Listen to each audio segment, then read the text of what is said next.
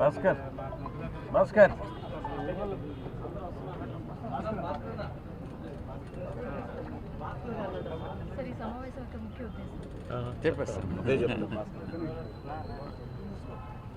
పత్రికేయ మిత్రులందరికీ నా హృదయపూర్వక నమస్కారం. ఈరోజు నెల్లూరులో ఈ యొక్క సమావేశం ఏర్పాటు చేసినటువంటి ముఖ్య ఉద్దేశం సిద్ధం మహాసభలు వైఎస్ఆర్ కాంగ్రెస్ పార్టీ గతంలో భీమిలిలోనూ ఏలూరులోనూ రాప్తాడులోనూ 3 సమావేశాలు నిర్వహించుకోవడం జరిగింది. 4వ సమావేశం మేదరమిట్ల దగ్గర ఆఖరి సమావేశం ఎలక్షన్స్కు ముందు సిద్ధం జరగబోతుంది. సిద్ధం సమావేశాల ద్వారా రాష్ట్ర వ్యాప్తంగా ప్రజలందరికీ కూడా గౌరవ ముఖ్యమంత్రి వర్యులు 4 సంవత్సరాల 10 నెలల కాలం అందించినటువంటి సుపరిపాలన, బడుగు బలహీన వర్గాలకి, మైనారిటీస్కి, ఎస్సీలకి, ఎస్టీలకి అందరికీ కూడా మనం ఇచ్చినటువంటి భరోసా పథకాలు అన్నిటినీ కూడా బాగా వివరించేటటువంటి విధంగా రాబోయేటటువంటి సార్వత్రిక ఎన్నికలకు సిద్ధం కండి అన్నటువంటి విషయాన్ని ప్రజలకు తెలియజెప్పేటటువంటి ఉద్దేశంతో ఈ యొక్క సమావేశాలు ఏర్పాటు చేసుకోవడం జరుగుతుంది. దాంట్లో భాగంగానే 4వ మహాసభ మేదరమెట్లలో జరగబోతూ ఉంది. ఈ యొక్క నెల్లూరులో ఇప్పుడు ఈరోజు జరిగినటువంటి సమావేశంలో నెల్లూరు పార్లమెంటు, ప్రకాశం పార్లమెంటు, తిరుపతి పార్లమెంటు మొత్తం 21 కాన్స్టిట్యున్సీస్కి సంబంధించి గౌరవ శాసనసభ్యులు, గౌరవ మంత్రివర్యులు, గౌరవ సమన్వయకర్తలు అందరూ కూడా హాజరు కావడం జరిగింది. నిన్న పల్నాడు, బాపట్ల, గుంటూరు 3 పార్లమెంటు నియోజకవర్గాలకు సంబంధించి ప్రిపరేటరీ మీటింగ్ అన్నటువంటిది నిన్న జరుపుకున్నాం. మొత్తం 6 పార్లమెంటుకు సంబంధించి ఈ యొక్క సిద్ధం మహాసభ మేదరమెట్లలో జరగబోతుంది. 3వ తారీఖు మార్చి నెల 2024వ సంవత్సరం ఈ యొక్క మీటింగ్ అన్నటువంటిది సిద్ధం మహాసభ గౌరవ ముఖ్యమంత్రి వర్యులు 3వ తారీఖు సాయంకాలం 3 గంటలకి ప్రజలను ఉద్దేశించి ప్రసంగించడం జరుగుతుంది. సిద్ధం సభలో పార్టీలో ఎలాంటి మైలేజ్ ఉంది?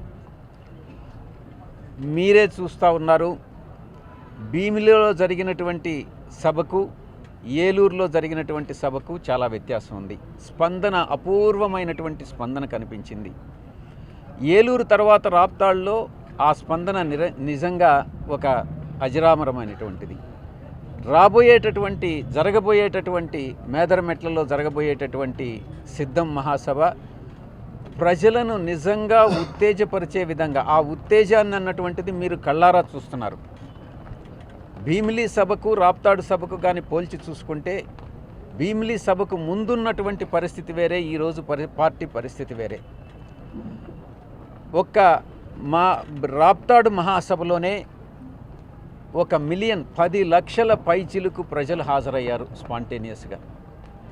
మన రాబోయేటటువంటి మేదరమెట్లలో జరగబోయేటటువంటి సమావేశానికి 15 లక్షలకు తగ్గకుండా, ఒక వ్యక్తి కూడా తగ్గకుండా 15 లక్షల మంది ప్రజలు హాజరవుతారని అంచనా వేస్తున్నాం. స్పందన అన్నటువంటిది అపూర్వమైనటువంటి స్పందన. లబ్ధిదారులు కానీ, పార్టీ యొక్క విధి విధానాలు నచ్చినటువంటి వాళ్ళు కానీ, పార్టీ పట్ల అభిమానం చూపించేటటువంటి ప్రతి ఒక్కరూ కూడా, గౌరవ ముఖ్యమంత్రి గారి పట్ల అభిమానం చూపించేటటువంటి ప్రతి ఒక్కరిలో ఉన్నటువంటి స్పందన నిజంగా అపురూపమైనటువంటిదిగా కనపడతా ఉంది. కాబట్టి ఈ యొక్క సభ చాలా విజయవంతమవుతుంది. ఈ సభ ద్వారా ప్రజలకి దిశానిర్దేశం చేస్తారు గౌరవ ముఖ్యమంత్రి గారు. ఈ గత 4 సంవత్సరాల 10 నెలల కాలంలో ఏం చేశాం, రాబోయేటటువంటి 5 సంవత్సరాల కాలంలో 2024 నుంచి 29 వరకు ఏం చేస్తామన్నటువంటి దాన్ని కూడా ఆయన దిశానిర్దేశం చేయడం జరుగుతుంది.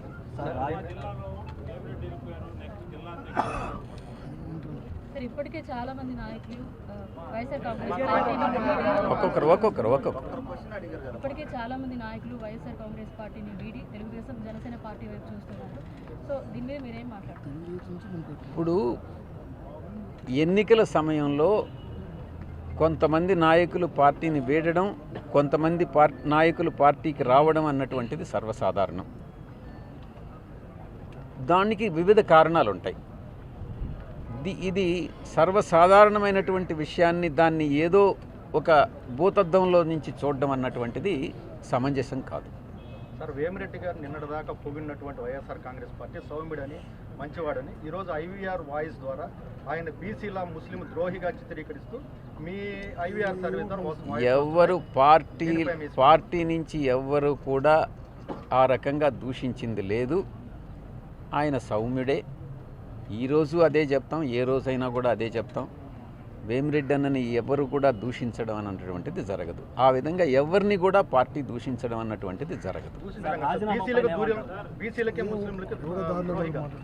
YSR Congress party BC, SC, ST, minorities, బడుగు బలహీన వర్గాలకు చెందినటువంటి పార్టీ. అగ్రవర్ణాల్లో కూడా బడుగు బలహీన వర్గాలు ఉన్నారు.